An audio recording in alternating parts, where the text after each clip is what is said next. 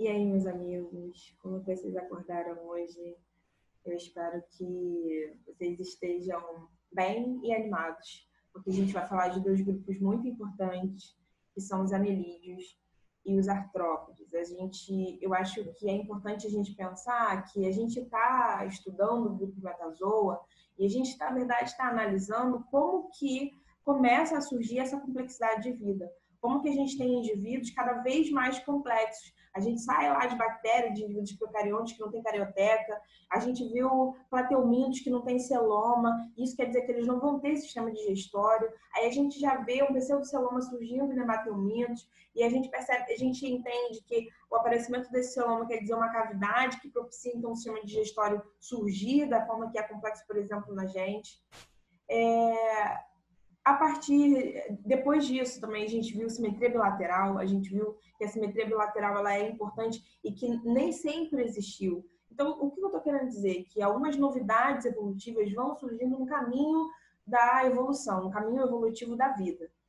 E a partir dessas novidades evolutivas é que a gente vai tendo esses grupos que vão sendo um pouco mais parecidos e vão se diferenciando de outros. E a gente vai tendo a formação dos subfilos, das classes, até a gente olhar de perto assim, a espécie, por exemplo, que é a menor forma da gente classificar os indivíduos. Então, é isso. Então, vamos começar falando sobre os anelídeos, falando quais são as características que eles apresentam e quais são as novidades evolutivas que esse grupo vai apresentar. Bom, a primeira coisa é vamos olhar para ele lá e ver a classificação dele, né? Ele vai pertencer ao reino animal, ao metazoa. Então, a gente falou de plateuminto, nemateuminto, anelídeo, molusco, todo mundo está dentro desse grupo, que é o grupo metazoa.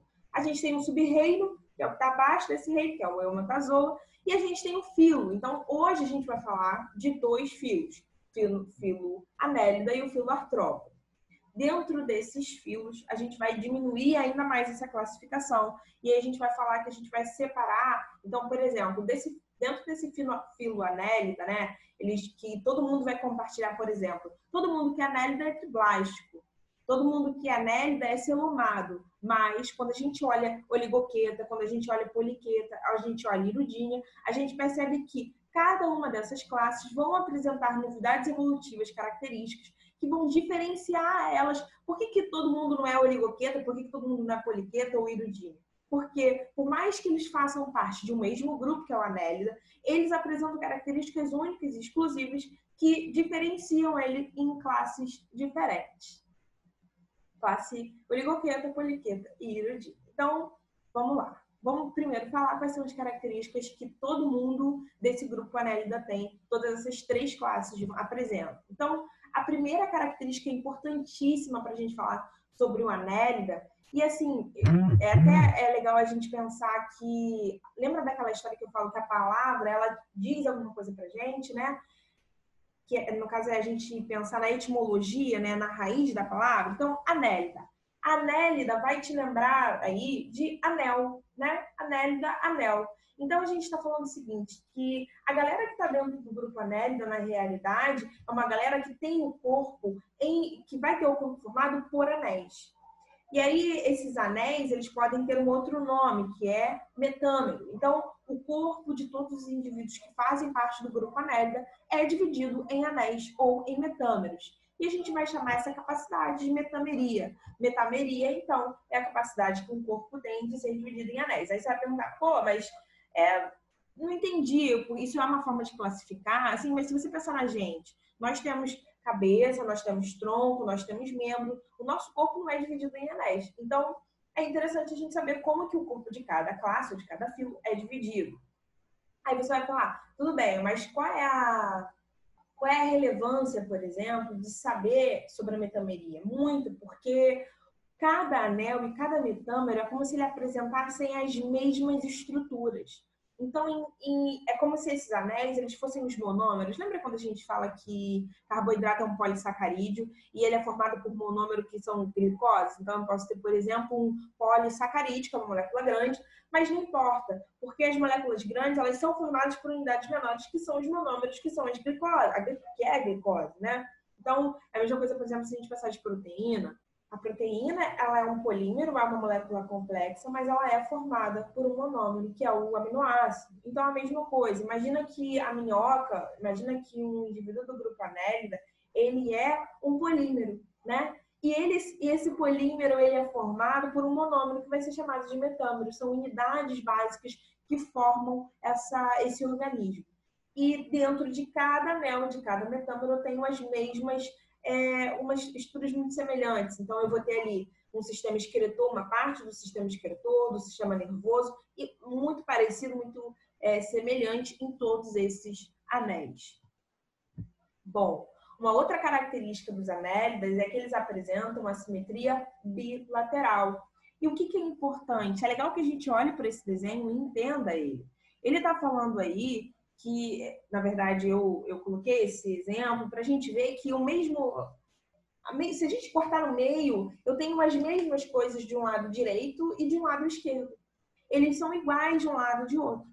Mas além dessa igualdade, além de saber que eles têm lado direito e esquerdo iguais, é importante a gente entender o seguinte, que a simetria bilateral, ela permite uma centralização do sistema nervoso.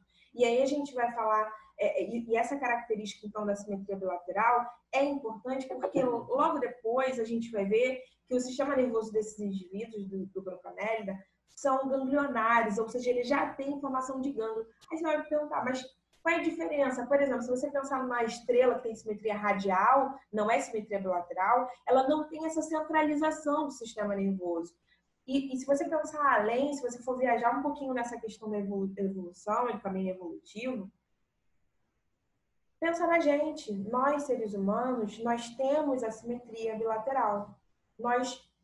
É óbvio que cada um vai ter uma certa diferencinha, né, de um lado para o outro, mas, em tese, nós apresentamos a simetria bilateral. E, a partir disso, nós temos uma centralização do sistema nervoso que é muito grande. Então, nós temos esse cérebro que é uma novidade evolutiva incrível dentro do caminho evolutivo da vida. Se você pensar qual outro ser que compartilha essa mesma característica. Então, a simetria bilateral, ela permite essa complexidade do sistema nervoso, essa centralização, e ela vai tirar um pouco de só ter ramos periféricos e só vou ter nervos, mas esses nervos, eles uma hora eles vão se encontrar. Eles vão se encontrar e vão formar esse gânglio, que é o que a gente vai chamar, então, que a gente vai encontrar nesses indivíduos, eu vou mostrar logo em seguida. Mas antes da gente falar sobre o sistema nervoso, é importante a gente pensar o seguinte: além da simetria bilateral, esses indivíduos eles são triblásticos. O que quer dizer um indivíduo ser triblástico, galera? É que o indivíduo triblástico ele tem 3 tecidos. Ele tem endoderme, ele tem mesoderme e ele tem ectoderme. Ele tem tecidos diferentes, 3 tecidos que vão possibilitar o surgimento de órgãos. Isso vai transformar. Essa característica... Calma, vou organizar aqui o meu pensamento, porque às vezes eu penso e falo mais rápido. Então vamos lá.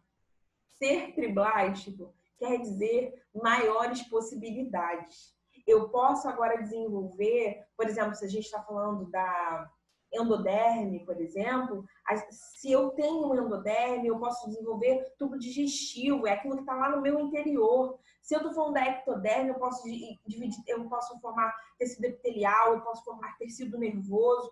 Então, ser triblástico quer dizer que eu tenho maiores possibilidades de desenvolver características que podem ser importantes na minha trajetória evolutiva e que podem ser vantajosas, e às vezes até não, mas se forem vantajosas, serão fixadas e vão me permitir uma maior adaptação no mundo. Então, ser triblástico é legal e esses anelídeos são triblásticos, beleza?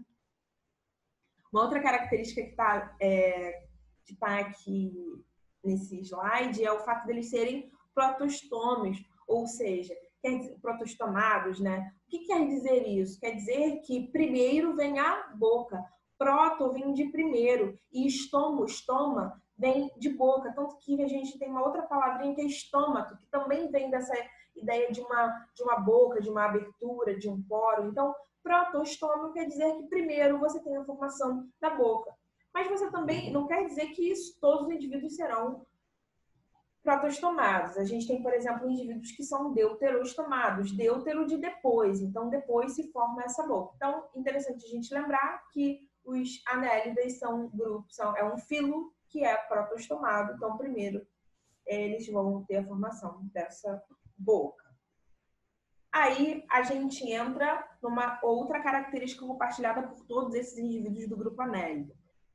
Eles são celomados, e aí isso permite, então, que eles tenham um desenvolvimento do seu sistema digestório, apresentam um trato digestivo um pouco mais complexo, eles têm a cavidade que permite, a gente vai ver, por exemplo, os anélidas, as minhocas, elas têm moelas, então você vê o surgimento dessas estruturas mais complexas do que simplesmente, por exemplo, se a gente pensar num porífero, ou em outros indivíduos que às vezes só tem uma entrada onde entra e sai, ele não tem lá um desenvolvimento, um trato digestivo, um lugar onde você vai ter absorção, não tem boquianos, só tem uma entrada e uma saída. Então, o celoma ele permite essa complexidade do sistema digestório.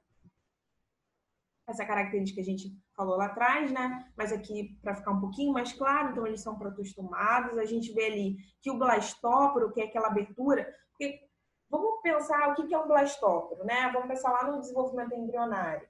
Quando uma célula começa a se multiplicar, ela vai fazer sucessivas mitoses, começa a se dividir, e em algum momento essas células que eram tronco, lembra, começam a querer se diferenciar. E nesse momento você vai ter ali a invaginação. E aí você vai ter como se fosse uma abertura, que a gente vai chamar esse blastóporo, essa boca, essa abertura inicial que vai dar origem a esse sistema digestório. Acompanha só nessa imagem. A gente tem ali, ó, invaginação no início do desenvolvimento. Então a gente tem ali a formação desse tubo que você vai seguindo ali, forma a boca primeiro e vai lá para a terceira imagem. Você vai ver, esse tubo ele vai se formando até que você tem a formação de todo o trato digestório para a saída pelo ânus. Então, é importante a gente falar disso, porque a gente está falando como que o sistema digestório desses indivíduos é formado. Bom, uma outra característica importante é o tegumento. E o que é esse tegumento? Esse tegumento é essa parte de fora, isso que pra gente a gente chama de pele, para os indivíduos, para os anélidos, a gente vai falar, então, tegumento. E por que esse tegumento ele é tão importante? Porque a partir dele, a gente vai ver que dentro do grupo anélido, os indivíduos, eles vão fazer respiração também cutânea. Então, esse tegumento é muito importante porque eles vão realizar troca gasosa a partir da pele. Uma outra questão importante é que esses indivíduos eles vão estar constantemente umidificados e, inclusive, esse tegumento, essa liberação dessa substância que vai umidificar esse tegumento é que vai facilitar essa troca gasosa. Então, essa é uma característica que a gente precisa lembrar, tanto da minhoca, principalmente em relação à minhoca, a gente vai ver isso de uma forma mais clara, vê até essa coisa meio brilhosa, parece que está lubrificada, e isso é real, isso de fato tem uma importância para esse grupo, porque vai permitir que esse grupo não resseque, né, não tenha ressecação, não perca a água, vai permitir que esse grupo realize a troca gasosa, porque a respiração, por exemplo, da minhoca é principalmente cutânea, então ela precisa precisa realizar essa troca de gás carbônico e oxigênio, e para isso a lubrificação ela auxilia. Imagina que, por exemplo, pensa no nosso caso, quando a gente respira, por que a gente, em geral, respira pela narina e não pela boca? Porque quando a gente respira só pela boca, a gente não umidifica esse ar, a gente não aquece esse ar. Então, e isso traz o ressecamento das nossas cordas vocais. Por isso que respirar assim tá errado. A gente tem que respirar pelas narinas e respirar pela boca, porque assim a gente consegue modificar, aquecer esse ar, e aí até a entrada de oxigênio ela fica um pouco mais facilitada. E vai ser a mesma coisa na pele e no tegumento desses indivíduos que fazem parte do grupo anélido. Uma outra característica que a gente precisa lembrar é que o sistema digestório desse grupo é completo, galera. Olha para essa imagem, ela vai deixar bem claro para a gente isso. Ele vai ter um esôfago, e lembra que o esôfago ele representa uma passagem, tá? Então, esse alimento ele vai ser introduzido, ele vai passar por esse esôfago e ele vai chegar nesse papo, e nessa moela. Aí no papo e na moela é onde a gente vai ter, por exemplo, a digestão mecânica. Lembra que as aves elas apresentam esse mecanismo, onde elas colocam pedrinhas para dentro e lá uma pedrinha se chocando na outra, se chocando com o alimento, também facilita esse processo de digestão. Não quer dizer que esses indivíduos não vão apresentar enzimas digestivas, eles vão apresentar. Eles fazem digestão química também, mas a digestão ela também vai acontecer de forma mecânica a partir dessa estrutura que eles apresentam, que é a moela.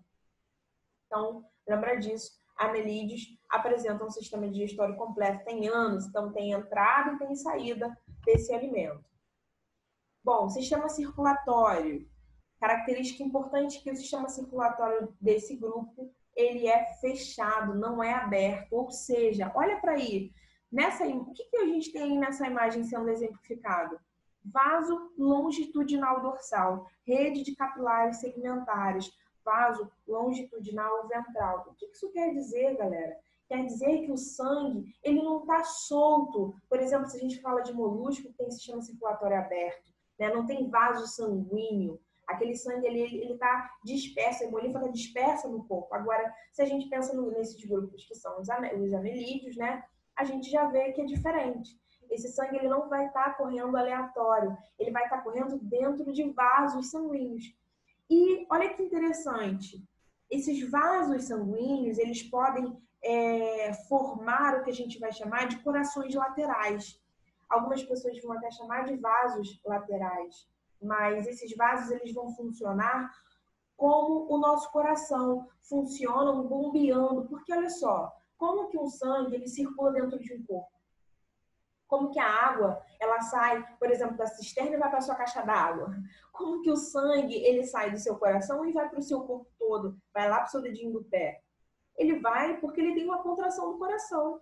O coração contrai o seu átrio ventrículo, no caso a gente está falando aqui do ventrículo, que é a parte inferior, né?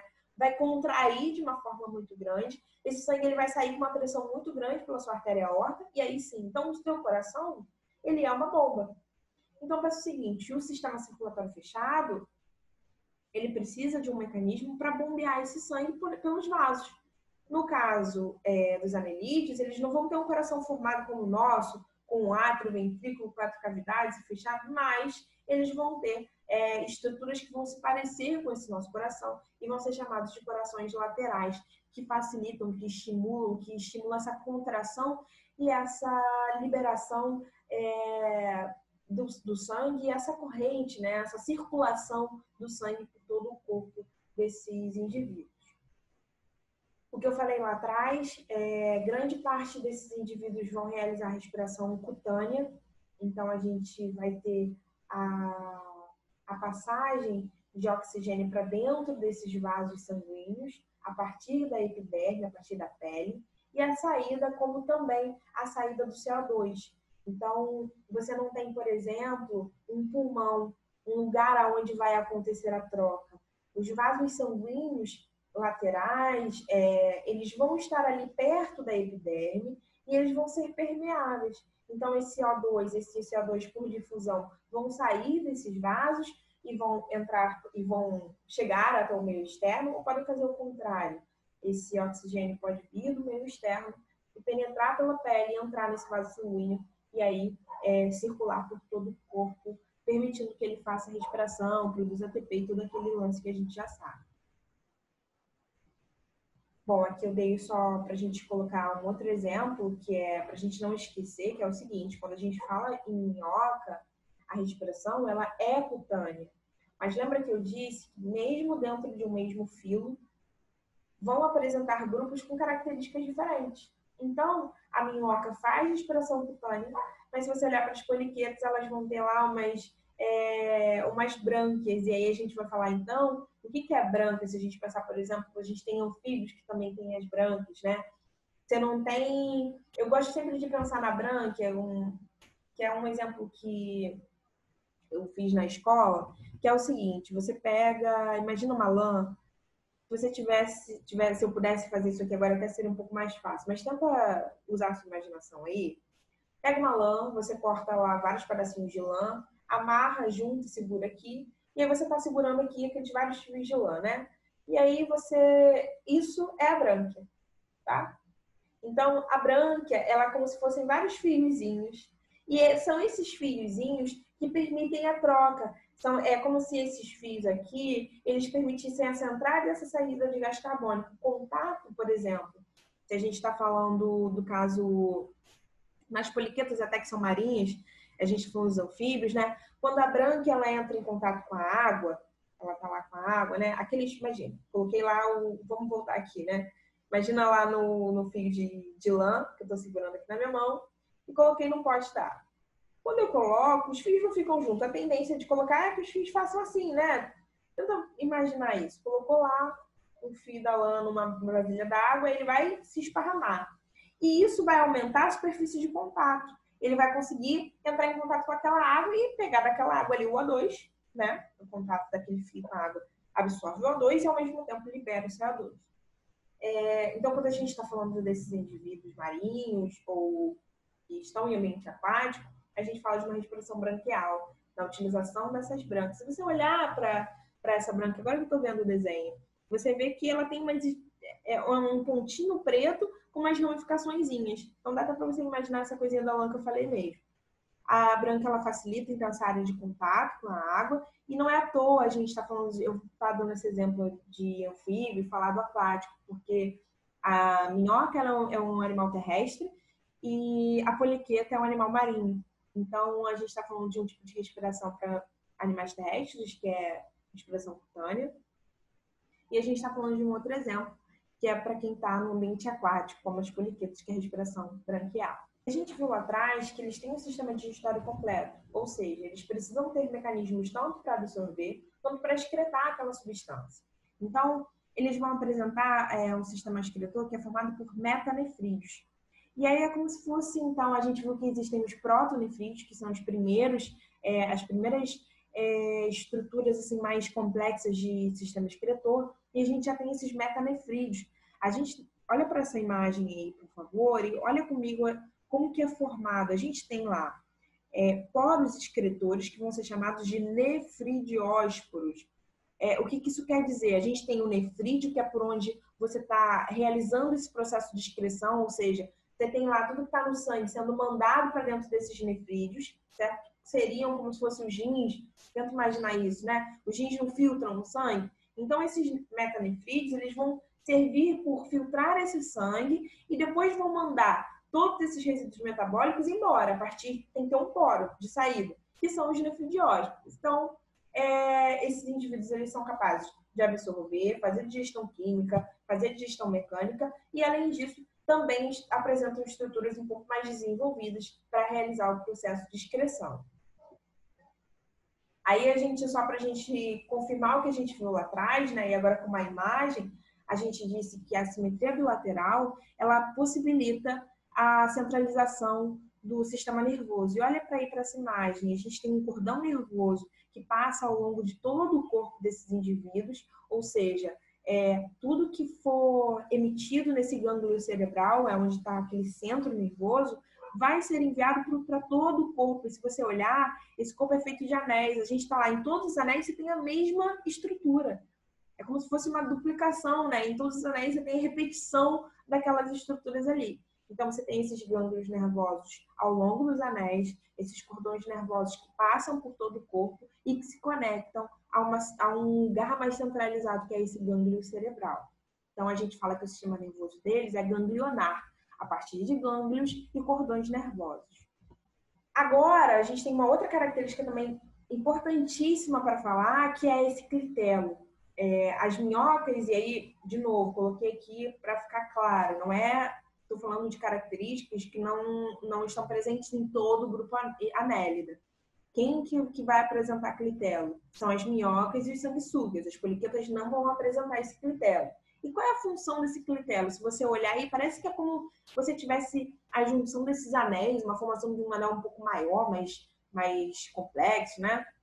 Ou um único anelzão, enfim. Esse clitelo, ele é importante porque ele vai estar relacionado à produção de muco. Então, por exemplo, se você olhar, minhoca e sanguessuga são animais muito lubrificados, né? Isso para impedir a ressecação deles, a dessecação, a perda dessa água, né? Então, da onde vem esse muco? Vem desse clitelo que é o produtor. E, além disso, o clitelo ele vai ter uma importância reprodutiva muito grande, que é a formação desse casulo. Esse casulo a gente vai ver logo mais um pouco na frente, quando a gente for falar sobre a reprodução desses indivíduos. No caso da minhoca, por exemplo, são indivíduos hermafroditas. Então, uma minhoca, ao mesmo tempo que está engravidando, ela pode engravidar. Ela está mandando lá, soltando o espermatozoide e está recebendo o espermatozoide. E esse clitelo, ele vai ter uma função, e a gente vai ver uma imagem que vai exemplificar isso perfeitamente, como que o clitelo está relacionado, né, com esse momento reprodutivo. Bom, agora eu vou falar um pouquinho de cada grupo, tá, específico.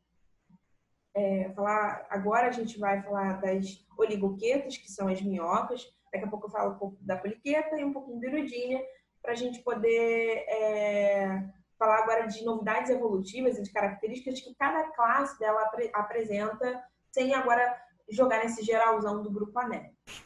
Então, vamos lá. Primeira característica. A maioria dos indivíduos que compõem essa classe das oligoquetas são terrestres, que a gente vai ter as nossas exceções, de animais que podem ser ducícolas, por exemplo. Mas, em geral, a maioria é terrestre.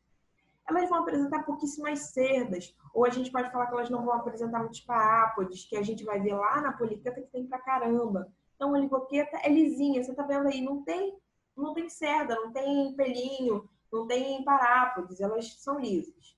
Outra coisa é que as minhocas, elas não apresentam olhos e nem tentáculos. Não tem anteninha, não tem um olho, ela não tem um tentáculo, ela vai ter uma percepção muito mais sensorial e a partir da pele do que propriamente da visão, né? Aí a outra característica que eu coloquei no final é que eles vão apresentar digestão mecânica mais a química.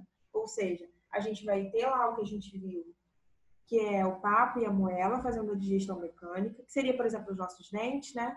Mas também tem enzima digestiva, também tem digestão química.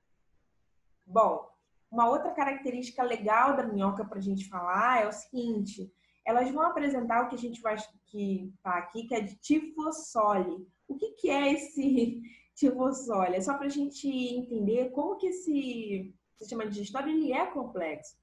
Ele tem um intestino e esse intestino ele vai ter como se fosse... Não tem as nossas vilosidades intestinais que aumentam a absorção intestinal? Eles vão ter esses tifossoles que são as nossas vilosidades intestinais, que aumentam essa reabsorção intestinal. Só para fazer sentido com a digestão química que a gente falou. Então, se ele tem digestão química, ele tem que ter, então, um aparelho intestinal preparado para essa absorção que vai acontecer desses nutrientes. E aí, agora a gente vê a parte reprodutiva e agora a gente vai lembrar lá do clitelo. Olha só essa imagem, galera. Viagem nessa imagem, pelo amor de Deus, que eu acho incrível. Primeira coisa as minhocas são monóicas. O que isso quer dizer? Que eu não tenho macho e fêmea, eu não tenho dioico, eu não tenho o dimorfismo sexual. Eu tenho lá um indivíduo que ele é hermafrodita. Ele tanto vai ter a parte responsável, a parte masculina quanto a parte feminina. Ele vai tanto ter uma parte que é a espermateca, que vai ser responsável pela produção dos espermatozoides, quando ele tem uma parte que é responsável pela produção dos ovócitos, dos gametas femininos. Então, olha aí para essa imagem e vamos analisar ela. É importante a gente ver o seguinte, que a gente tem essa espermateca por onde vai sair esses espermatozoides. A fecundação, se você reparar, ela não é necessariamente externa. A gente tem essa formação desse casulo, né? Então, olha como que tá vamos viajar aí. Você tem a produção desses espermatozoides. Você vai ter essa espermateca, que é esse poro por onde vai sair, essa abertura, né? Onde vai sair. E isso vai acontecer, se você olhar, você tem uma parte que está soltando do espermatozoide. Esse espermatozoide ele está sendo liberado lá aonde? No clitelo. Porque é no clitelo que você tem a capacidade de formar esse casulo para acontecer a fecundação. O que vai acontecer? Ao mesmo tempo que você tem e acompanha, eu vou colocar aqui o mouse para você acompanhar comigo. Você tem o espermatozoide sendo liberado aqui nessa região clitelar e ao mesmo tempo você tem aqui a parte de gametas femininos que vai começar a sair daqui e migrar para encontrar esse espermatozoide que está vindo da outra minhoca. Nesse cretelo é que vai acontecer, então, essa fecundação, esse encontro entre o gameta masculino dessa minhoca e o gameta feminino dessa outra aqui. Vai acontecer nessa parte clitelar, a formação daquele casulo, que vai ser liberado, e aí esses indivíduos vão se desenvolver e vão se transformar em novas minhocas. Aqui, ao mesmo tempo que esse indivíduo, então, está liberando o espermatozoide, ele também está recebendo o espermatozoide desse outro indivíduo. Então, esse outro indivíduo também tem sua espermateca, vai liberar o espermatozoide, mas aonde que está vindo? No clitelo desse aqui. Então, eles liberam o espermatozoide, que sai, encontra esse clitelo, e ao mesmo tempo, esse mesmo indivíduo, ai meu Deus, volta. Esse mesmo indivíduo que estava ali, ó, liberando o espermatozoide, agora ele está recebendo o espermatozoide dessa outra minhoca e mandando os seus gametas femininos encontrarem. Nesse processo, agora a gente pode ter a fecundação. Então, os dois, tanto esse indivíduo, ai meu pai, tanto esse indivíduo quanto esse, vão formar casulos e vão formar novos indivíduos. Nos dois está acontecendo esse processo de fecundação. Essa outra imagem, ela vai facilitar um pouquinho. Olha só como que vai acontecer. Você tem lá o clitelo, tá vendo? Eles vão realizar a troca de espermatozoide. Então, um manda o espermatozoide e o outro manda. Esse espermatozoide encontra o óvulo que está aqui nesse clitelo. Olha aqui, liberação dos óvulos. Perfeito? Os óvulos encontraram o espermatozoide, formaram esse casulo. E olha o que vai acontecer agora com o casulo, ó.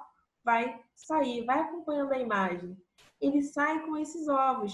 E esse casulo ele vai se desprender daquele indivíduo adulto e agora vai poder formar vão poder formar novas minhocas, novos indivíduos. Então a gente vai chamar isso de fecundação cruzada. Embora eles sejam hermafroditas e sejam monóicos, eles não vão se autofecundar. Eles vão fazer essa fecundação cruzada e que promove então a variabilidade genética para esse grupo. Agora, quando a gente está falando sobre minhoca, a gente tem que lembrar da importância ecológica e não esquecer que elas vão representar uma importância muito grande para o solo, porque quando essas minhocas elas passeiam lá pelo solo, elas vão formando essas tubulações. E é a partir da formação dessas tubulações, desses espaços, que a gente tem um solo que fica mais aerado. O que isso quer dizer? Esse solo não está compacto. Porque um solo compacto, pensa comigo, se não tem poros, se não tem aerado, se não tem tubo, a água ela não passa com tanta facilidade, não infiltra.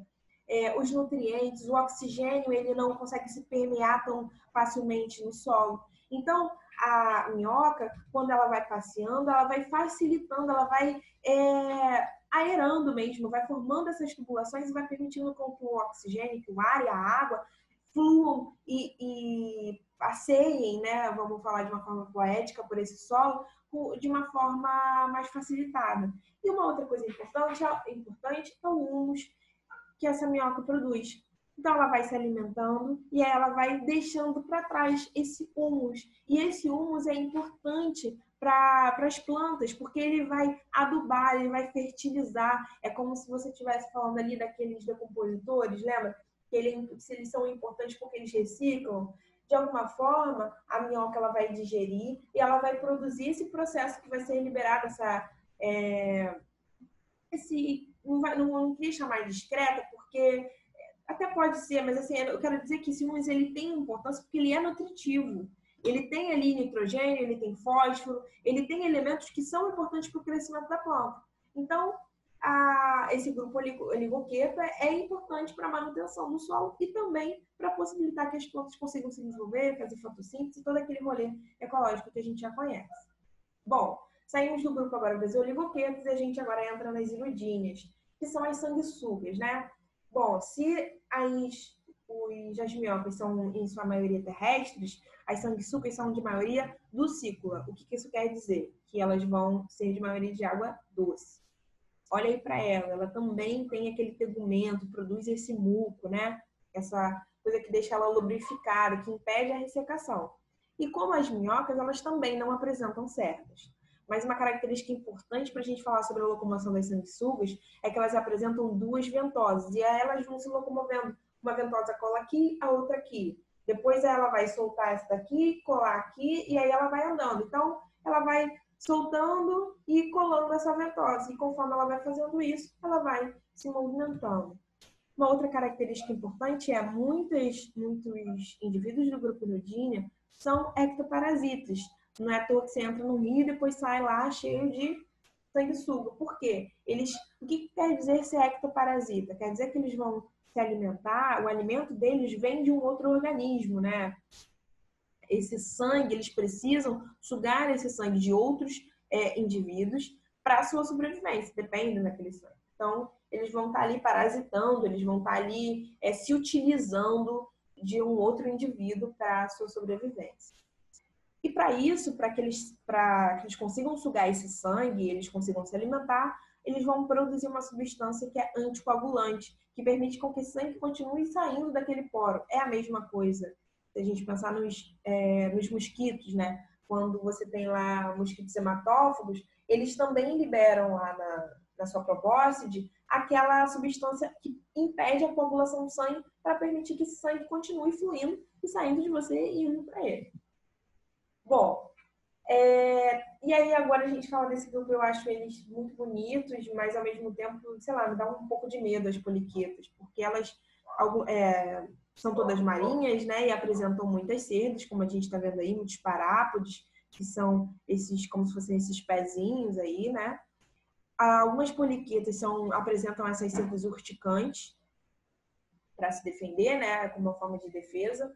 Eu lembro, por exemplo, de ter feito um campo quando eu entrei na faculdade, e a gente viu, assim, algumas poliquetas, mas é difícil de ver, porque, em geral, elas ficam escondidas e tal, e como elas podem ser urticantes, você não sabe quais são e não são, então dá um certo medo, assim, de manipular, né, de você, sei lá, vai que é muito perigosa. Mas, em geral, elas são bem coloridas, são bem chamativas. Isso é uma característica até de animais peçonhentos, né? Eles têm essas cores muito chamativas, muito fortes. E acho que uma característica que diferencia a poliqueta da Hirudinea e da oligoqueta é a presença dessas cerdas, que a gente vê que é uma novidade evolutiva desse grupo, que não é compartilhada nem pela minhoca e nem pela sanguessuga. Bom, outra coisa importante para a gente falar sobre esse grupo é que a fecundação deles é externa. Então, não tem nem formação de casulo como tem em minhoca. Um indivíduo libera libera o espermatozoide, o outro vai liberar o óvulo, e esses gametas vão se encontrar no meio externo, vão formar um zigoto, e olha aí uma característica também diferente, é que eles têm desenvolvimento indireto, ou seja, tem a formação de uma larva trocófora, que é um estágio de desenvolvimento que não é um estágio adulto. Então, quando a gente fala que o indivíduo ele não sai de um ovo e já vai para o indivíduo adulto, ele tem um estágio larval, a gente fala que é um desenvolvimento indireto.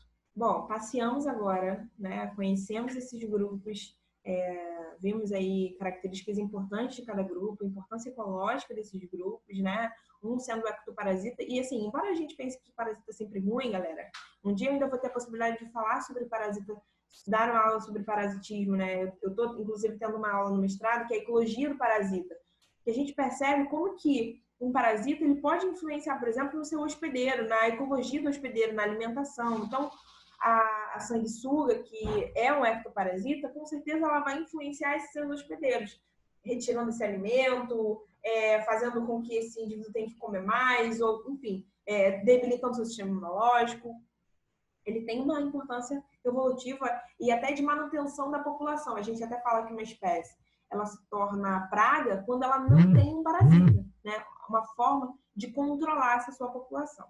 Então, beleza, passamos agora por anelídeos, vamos agora nesse grupo que também é incrível, que são os artrópodes.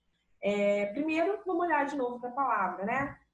Átomo de articulação e pódio de pés. Então, isso aí vai dar uma dica que esses indivíduos, eles vão apresentar uma novidade evolutiva importantíssima, que são os apêndices articulados, essa articulação. É a partir do surgimento dos apêndices articulados que eles vão poder ter asa, que eles podem ter peças bucais, que eles podem ter pinças, que eles podem ser um escorpião que tem inoculador de veneno. Então, assim, o surgimento do apêndice articulado proporciona uma diferenciação, um surgimento de novidade evolutiva incrível. E aí, isso já vai trazer uma outra coisa que é, olha logo para baixo aí desse slide, que está dizendo o seguinte, mais de 1.100.000 de espécies de aranhas, escorpiões, ácaros, crustáceos, centopeias e insetos. Ou seja, o filo artrópoda, ele é um filo com a maior diversidade de espécies.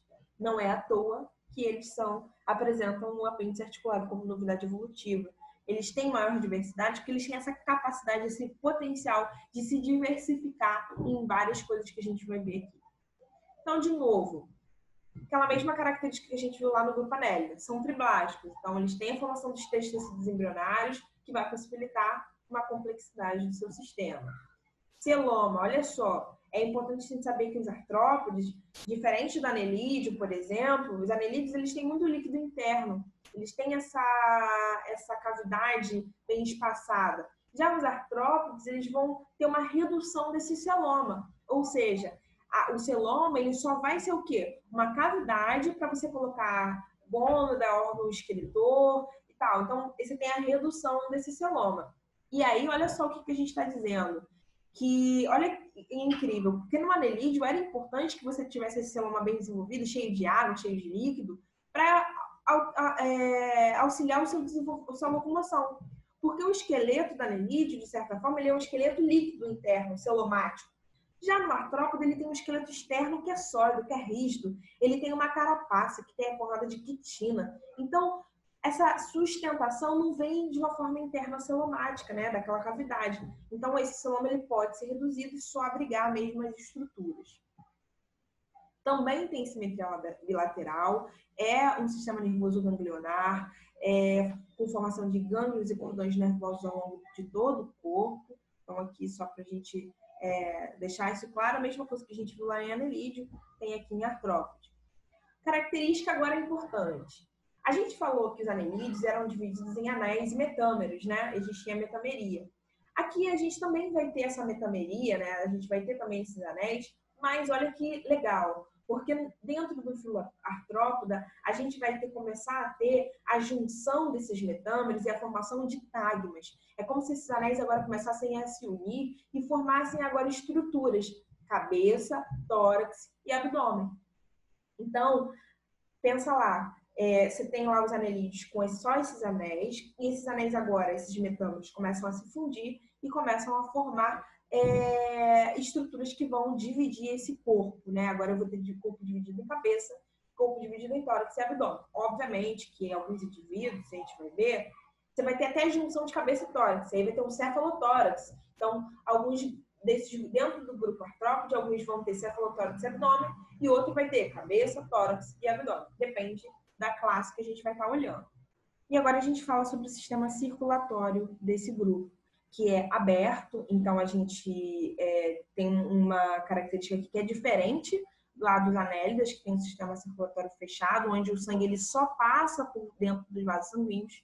Já no sistema circulatório aberto não vai acontecer isso. Eu posso ter o sangue passando tanto pela artéria, como a gente vai ver aí, como a gente tem essa hemolinfa sendo jogada e sendo dispersa por todo o corpo desse indivíduo. Então, o sangue ele não fica preso, ele não fica confinado a passar só por dentro desses vasos. Ele também pode ser jogado, ele pode estar sendo liberado por todo o corpo pela linfa desse indivíduo. A gente tem aqui um coração, né? Um coração que não é o nosso coração, com 4 cavidades, com circulação dupla, mas já é um coração importante para o bombeamento do sangue nesses indivíduos. Agora você pensa o seguinte, o sistema circulatório aberto ele vai ter uma desvantagem em relação ao sistema circulatório fechado, que é a menor pressão. Então, a gente pode pensar que, por exemplo, poxa, como que se o sistema circulatório é aberto, você tem um menor bombeamento, você tem essa menor pressão, como que o sangue ele vai chegar tão rápido no corpo inteiro dele? Como que o oxigênio, como que ele vai ter oxigênio para voar, por exemplo? Se a gente está falando de uma abelha que vai bater lá mais de 1000 vezes por minuto a sua asa. Como que isso é possível se o sistema circulatório aberto apresenta uma desvantagem? Bom, porque aí a gente vai entrar num rolê que é mais o sistema respiratório vai dar essa compensada nessa baixa pressão que é gerada pelo sistema circulatório aberto. A gente está falando, então, de um sistema respiratório que é chamado de traqueal.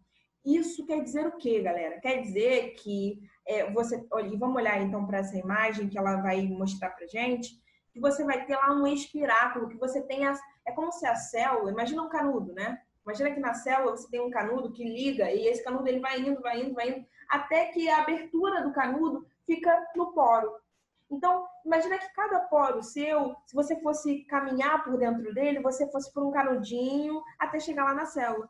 Então, esse oxigênio, ele entra por esse poro e ele vai chegar direto na célula. Ele não precisa passar por todo o seu corpo, viajar pelo seu corpo para chegar na célula e gerar energia. De novo, por que é importante que o sistema respiratório seja traqueal desses indivíduos? Porque eles têm baixa pressão, já que o sistema circulatório é aberto, e porque a gente está falando de indivíduos que precisam de oxigênio. Quer dizer, não está falando deles, né? Todo mundo precisa de oxigênio. Para compensar, então, essa baixa pressão e a possível demora da chegada desse oxigênio lá, a gente tem, então, essa outra novidade evolutiva que surge e é fixada, porque vai compensar, vai trazer uma vantagem para esse grupo, que é esse aporte de oxigênio mais rápido, essa difusão que a gente vai chamar de difusão direta. E aí, oxigênio, para a gente, tem que significar ATP. Se eu tenho oxigênio entrando rapidamente na minha célula, quer dizer que eu consigo gerar energia rapidamente, quer dizer que eu consigo voar, quer dizer que eu consigo ser ágil, entendeu? Então, a importância do sistema traqueal é exatamente essa. Maior aporte de oxigênio e maior produção de ATP. Então, é legal a gente falar que o sistema respiratório em organismos aquáticos não vai ser traqueal, mas vai ser branquial, como a gente viu lá nos anélidos. Outra coisa nós apresentamos na nossa hemácia hemoglobina, né, que é um pigmento que traz essa coloração avermelhada, que é um pigmento respiratório. Os artrópodes vão apresentar um outro pigmento, que é a hemocianina, que traz essa coloração azulada. A gente fala que eles têm sangue azul, mas a hemocianina funciona também para transportar esse oxigênio nessa linfa lá que está sendo dispersa no corpo desses indivíduos. Agora, e sistema excretor desses caras, dos artrópodes? Bom, a gente vai ter, por exemplo, insetos, os túbulos de Malpighi. Já nos crustáceos, a gente tem as glândulas verdes. Eu coloquei aqui um exemplo de cada. E nos aracnídeos, a gente tem as glândulas coxais. Todas essas estruturas são estruturas um pouco mais complexas, por exemplo, do que os protonefrídeos, e são estruturas que vão ser responsáveis por essa excreção, por essa liberação de excretas nitrogenadas. A gente está falando aí, se a gente está falando de artrópode, é importante que a gente lembre, inseto vai estar liberando o quê? Ácido úrico. A gente está falando de indivíduos que estão longe da água, que podem estar voando e que têm que liberar menos água na sua excreção. Então, ácido úrico, lembra que é aquela excreta que é menos tóxica, precisa de menos água para ser liberada e é interessantíssimo para esses indivíduos.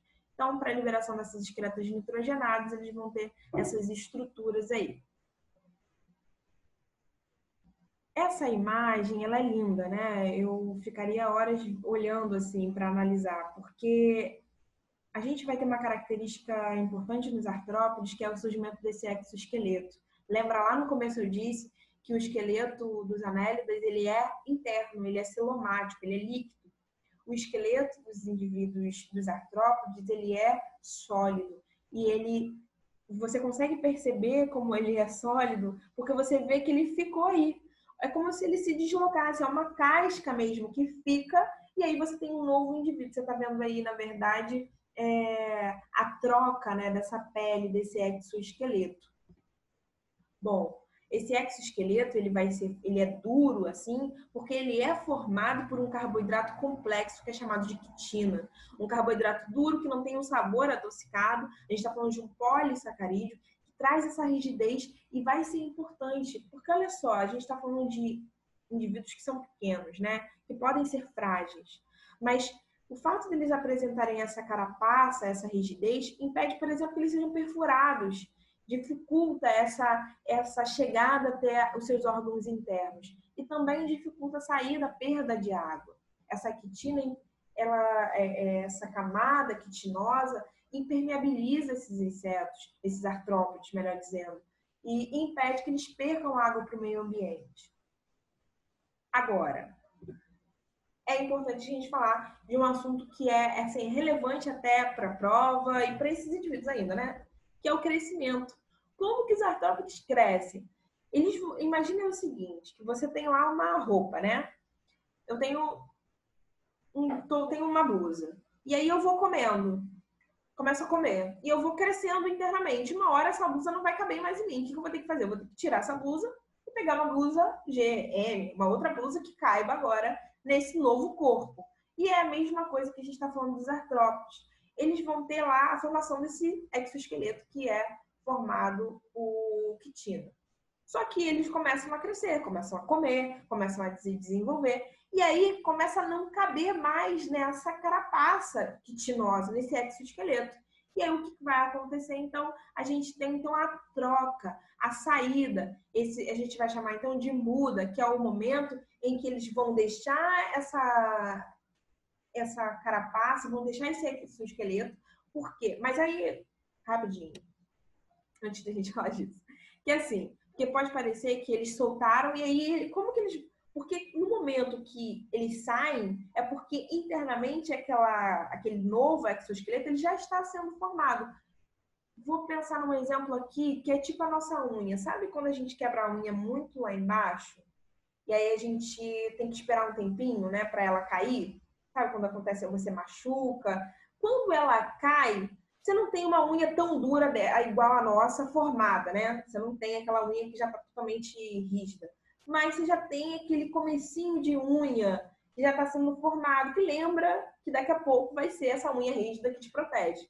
Então, pensa a mesma coisa. Por isso que, às vezes, até a coloração vai mudando. Você tem a barata, por exemplo. Ela, assim que ela faz a troca, ela está esbranquiçada. Ela ainda não tem o pigmento lá que vai trazer essa coloração para ela. Então, sei lá, dependendo da espécie, você tem um tempo aí para esse exoesqueleto, depois que ele se solta, para esse novo exoesqueleto se formar completamente. Mas o que é importante a gente saber que é o seguinte, que o nosso crescimento, por exemplo, e de outros grupos, ele vai acontecer numa curva exponencial. Então, eu vou crescendo. Pá, pá, pá, pá, pá. Agora, os artrópodes não. Eles crescem, crescem, crescem, crescem, param, e aí eles vão realizar a troca, a muda. É onde eu vou liberar essa camada que já não me pertence, esse esqueleto que já não me cabe, soltei ele, aí agora eu posso crescer. Crescer, crescer, crescer, crescer. Bom, agora já não estou cabendo mais nesse exoesqueleto aqui. Vou fazer a muda, vou trocar, vou tirar, mandar embora esse exoesqueleto e produzir um novo. E aí, isso ao longo da vida inteira desses artrópodes. A gente vai falar isso, então, que são trocas periódicas, a gente chama de muda ou de ecdise. E aí, aquela pele que fica, né, que a gente deixou, que o artrópode deixou, a gente vai chamar de exúvia, que é essa capa, esse esqueleto quitinoso que ficou para trás, né, que já foi deixado de lado, que não pertence mais a esse artrópode. Então, aqui mais um gráfico, só para ficar um pouquinho mais claro isso. A gente tem lá, aqui está um pouquinho, né, representado de uma outra forma, mas também isso. Você tem um crescimento, tem uma estagnação. Um crescimento e uma estagnação. Essa estagnação, ela vai ser referente a esse movimento de ecdise, esse momento de troca desse exoesqueleto. Coloquei aqui esse ecdisona, né, botei aqui nesse outro slide também tem, que é um hormônio que é responsável por esse processo, né? A gente tem T3, T4, estrogênio e progesterona. Os artrópodes têm ecdisona, que é um hormônio que vai estar associado a esse processo de troca de muda. Bom, sistema digestório completíssimo. Então, a gente tem aqui boca, faringe, esôfago, papo, moela, estômago, intestino reto, ânus. A gente está falando, então, de um sistema digestório completo. E aí a gente tem aqui também uma outra característica que é a digestão extracelular, desculpa. É legal a gente falar disso, por exemplo, a gente tem casos de aranhas que vão realizar a digestão de duas formas. Então, ela consegue capturar aquele alimento, solta naquele alimento algumas enzimas digestivas, então ela libera. Tem alguns vídeos que mostram, isso é interessante. Você vê ela liberando lá. Aquele processo digestivo começa ali do lado de fora, aquelas enzimas começam a digerir, e depois quando você já teve a digestão de coisas mais duras, como pata, como osso, por exemplo, começa a digestão externa, e depois a aranha vai lá e come aquilo ali. Algumas até sugam, porque a digestão ela é toda externa, e depois elas só vão lá com a sua probóscide e sugam aquele líquido que foi produzido a partir dessa digestão, que no caso foram das suas próprias enzimas digestivas. Bom, aí a gente chega nessa característica que eu falei lá no início, que são os apêndices articulados. Só a partir do surgimento desses apêndices que surgem a partir daqueles estágios que a gente viu atrás, é que a gente tem, por exemplo, uma borboleta que tem um aparelho sugador, ou um aparelho que é do pernilongo, que é picador, ou da mosca, que é sugador também, ou da abelha que tem a responsabilidade de lamber, ou do gafanhoto que mastiga. Então, percebe? A partir de um apêndice, né, que é o apêndice bucal, esse apêndice bucal ele pode se variar, ter uma infinita variedade que está relacionada diretamente com a ecologia daquele indivíduo. Então, por exemplo, o pernilongo, ele é um indivíduo hematófago, então ele precisa de um aparelho bucal que auxilie que ele sugue, né, pegue lá esse sangue do hospedeiro. Se a gente está falando do gafanhoto, que é um herbívoro, por exemplo, ele precisa conseguir quebrar essa folhinha. E por isso o apêndice bucal dele, que foi fixado evolutivamente, é mastigador, porque facilita com que ele se alimente dessa planta. E a gente também tem, por exemplo, os apêndices locomotores, que podem dar origem às patas, que podem dar origem, por exemplo, se a gente está falando, por exemplo, do escorpião, você vê aí, ó, a parte abdominal, você tem o surgimento dessa cauda com esse ferrão. Então, e para o escorpião é importantíssimo. A gente está falando de um indivíduo que ele, de certa forma, ele é pequeno, indefeso, então ele precisa de uma estratégia ali para se defender, até para caçar, né? Porque esse veneno que é liberado a partir desse ferrão, ele às vezes é paralisante. Então você tem ali uma facilitação, por exemplo, do processo de predação. Então, beleza, galera? Só para a gente saber que é importante esses apêndices articulados, porque eles permitem o surgimento dessas capacidades novas para cada um desses indivíduos. E lá a reprodução, como que é? Bom, a maioria vai ser dioico, tá? Então a maioria tem dimorfismo sexual, a maioria tem macho e fêmea, quero dizer maioria, então a gente tem alguns indivíduos que vão ser monóicos. A fecundação, ela, em geral, ela vai ser interna, com formação de cópula, incubação desses ovos, e, em geral, também, lembra sempre disso, tá? Em geral e a maioria. A maioria vai ter desenvolvimento indireto, ou seja, tem fase larval, tem um estágio entre lá o adulto, né? Agora, lembra que eu falei que a maioria é dioica? Porque a sua exceção é um exemplo das cracas. As cracas são indivíduos hermafroditos que saem dessa regra. Coloquei aqui também uma outra coisa importante que a gente precisa ter, que cai em alguns vestibulares mais chatinhos, que é a quantidade de pares de patas, né? A gente na UF, eu lembro que eu fiz uma prova da UF que caiu isso e eu me ferrei, porque eu não lembrava. Então, assim, são às vezes algumas coisas que são meio decorebas, a gente às vezes acaba esquecendo, deixando de lado. Mas aí é que tem uma forma da gente conseguir aprender um pouquinho mais fácil, que eu vi isso aqui com um outro professor, que é o seguinte. A gente fala cair de 4. Então, eu coloquei em vermelho. C de crustáceos, aracnídeo e insetos, D de diplópodos e Q de quilópodos. A gente vai falar um pouquinho de cada grupo daqui a pouco. Mas, então, você primeiro, essas são as classes, onde, lembra lá, Nélida era um filo dividido em classes, Artrópode é um filo que é dividido em classes. Então, são divididos em 1, 2, 3, 4, 5 classes. E aí, para a gente gravar, a gente grava isso, cair de 4. E a gente vai gravar aqui, começa no 5 e vai descendo. Então, crustáceos apresentam 5 pares de patas, aracnídeos 4, insetos 3, diplópodos 2 e quilópodos 1. Então, uma forma aí, uma maneira da gente conseguir gravar um pouquinho mais fácil esse rolê dos pares de patas. Vamos agora falar de cada grupo específico, tá? A gente tem, então, primeiro os crustáceos, que compõem as lagostas, camarão, siri, caranguejo. A gente sabe que são animais que podem ser tanto do ciclo de água doce, quanto animais marinhos, mas são animais que estão relacionados ao ambiente aquático. Característica importante dos crustáceos é que eles vão ter a união lá naquele tagma cabeça e tórax e vão ter a formação desse cefalotórax. Então, eles vão ser divididos em cefalotórax e abdômen. Lá no abdômen a gente tem as patas, né, esses apêndices articulados que vão gerar essas patas natatórias. A gente tem esse telso, que também permite essa movimentação, auxilia. A gente tem apêndices articulados, que geram as antenas, que são responsáveis por essa captação do meio externo, né, que é importante. E aí a gente vai para os quelicerados, que são os antigos aracnídeos. Então, antes a gente chamava de aracnídeos. Por que a gente não chama mais? Porque não tem só aranha, né? Os quelicerados, eles são escorpiões, eles são os ácaros e eles são as aranhas. Importante a gente falar desses indivíduos é que os apêndices articulados deles vão formar as quelíceras e os pedipalpos. Por que isso é importante? No caso da aranha, que é o que a gente está mostrando aí, eu quero frisar isso, a gente está falando daquela capacidade na realidade, de captura, né? Essas quelíceras, elas conseguem pensar, conseguem prender esse animal, essa presa. Ao mesmo tempo que você tem lá as quelíceras segurando, você tem o pedipalpo, que é um outro apêndice articulado, que vai empurrar esse alimento para dentro. Mas o apêndice articulado dos quelicerados, em específico das aranhas, né,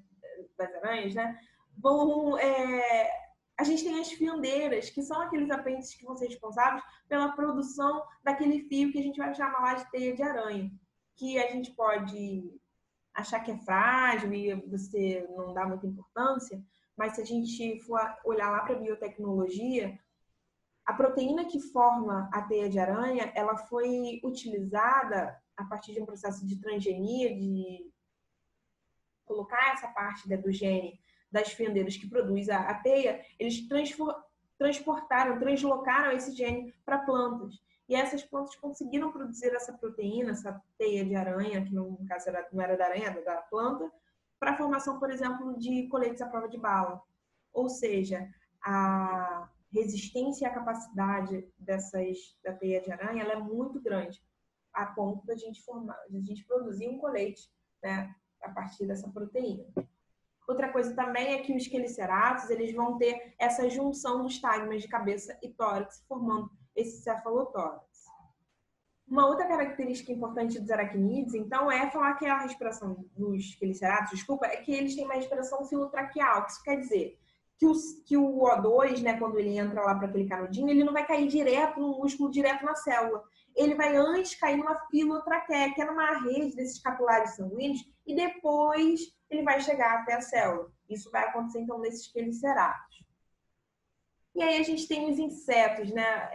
A gente tem aí abelha, borboleta, temos o besouro, temos o gafanhoto, o grilo. Então, a gente tem uma infinidade de espécies que compõem esses insetos. Os insetos são, dentro do grupo artrópode, é a classe que tem uma maior diversidade. E aí a gente vai ter, então, uma diferença em relação àqueles ceratos, em relação aos outros grupos que a gente viu. Os insetos eles vão ser divididos em 3 partes: cabeça, tórax e abdômen. Uma outra característica genial desse grupo é a formação desses olhos dos grupos de insetos, né? É a presença desses olhos compostos. Então, é um olho que é formado de vários mini olhos, né? É como se cada estruturazinha, cada bolinha dessa que a gente visse nessa imagem fosse responsável por conseguir capturar esse meio externo. E aí, imagina você ter 1.100 olhos no mesmo olho. É por isso que fica muito difícil você pegar uma mosca. É por isso que é muito difícil você pegar um mosquito. Porque a capacidade de percepção do meio externo deles é muito maior que a nossa. E isso gera também um reflexo também muito mais rápido do que o nosso. E agora, como que acontece a reprodução desses indivíduos? A gente viu lá atrás que o desenvolvimento da maioria desses grupos é indireto, né? Tem formação de estágio larval. Bom, alguns vestibulares um pouquinho mais exigentes cobram essa questão do desenvolvimento, né? De você classificar esse desenvolvimento desses grupos. Então, vamos lá. Primeiro vamos entender a palavra. A gente tem aqui ametábolo, hemimetábolo e holometábolo. Todos eles têm uma coisa em comum, que é metábolo. E metábolo é referente ao metabolismo. Então, quem é ametábolo é que não vai apresentar estágio larval. Ele já vai nascer, já vai se desenvolver do ovo, ele já vai gerar um indivíduo adulto. Você não tem um estágio larval intermediário. Agora, hemimetábolo está ali no meio. Ele nem é um ametábolo, onde ele não tem desenvolvimento indireto, mas ele também não é um holometábolo que tem larva, que tem pupa. Ele simplesmente tem uma ninfa. Então, ele só tem um estágio intermediário. Então, por exemplo, de um ovo, eu tenho a formação de uma ninfa, e depois dessa ninfa, aí eu tenho um desenvolvimento para o indivíduo adulto. Já num indivíduo, e aí a gente tem o exemplo do gafanhoto, né? Agora, num holometábolo, que holo é de total, né? Você tem sim todo esse desenvolvimento indireto. Você tem desde a formação de uma larva, essa larva ela vai formar uma pulpa, e depois dessa pulpa você tem o desenvolvimento no indivíduo adulto. Então você tem todos os estágios de desenvolvimento indireto, né, nesses grupos, como por exemplo nas moscas domésticas. Bom, galera, eu espero que tenha sido fácil continuar até aqui. Eu sei que são muitas características, muitas novidades evolutivas, mas essa frase ela me faz assim, me traz um pouquinho de conforto, que é assim, a evolução do homem passa necessariamente pela busca do conhecimento. Então, assim, é difícil, é muita coisa para gravar, às vezes a gente tem que competir com outras informações, com outras necessidades, com outras vontades, mas é importante a gente estudar anelídeo, é importante a gente estudar artrópode. Só para passar na prova? Não, também para passar na prova, isso não desmerece, porque nós queremos passar no vestibular, queremos ser médicos e eu estou dizendo por vocês, mas né, vocês querem ser médicos, ou qualquer outra profissão que vocês decidirem ao longo do caminho. E para isso vocês precisam dessa prova, vocês têm que entrar no vestibular, enfim. Então isso é muito importante. Então, entender sobre esses grupos, conhecer um pouquinho dessas espécies, das novidades evolutivas de cada grupo, compõem para a gente uma parte importante da nossa realização do nosso sonho, que é chegar lá, fazer a prova e passar. Então, a evolução, voltando para a frase, então, para a gente evoluir, para o homem evoluir, para ele melhorar, a gente precisa buscar o conhecimento.